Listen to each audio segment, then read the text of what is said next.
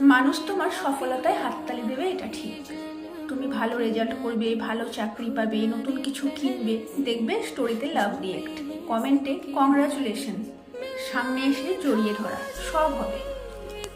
কিন্তু বিশ্বাস করো, খুব কম মানুষই মন থেকে খুশি হবে।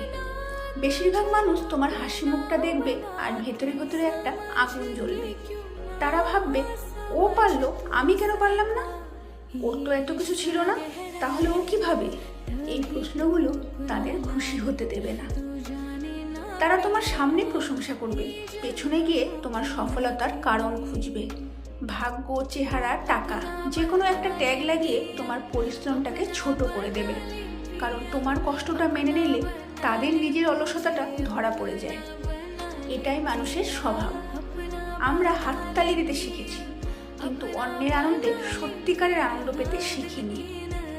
তাই সফল হলে ভিড় বাড়বে, কিন্তু আপন মানুষ চিনবে। যারা তোমার হাসির আড়ালে তোমার রাত জাগা দেখেছে, যারা তোমার ব্যর্থতার সময়ও পাশে ছিল, শুধু তারাই তোমার সফলতায় চোখে জল নিয়ে হাসবে। বাকিরা শুধু হাততালি দেবে, মন থেকে নয়, শব্দের জন্য। अब हर पल इस जुबां पे रहती थी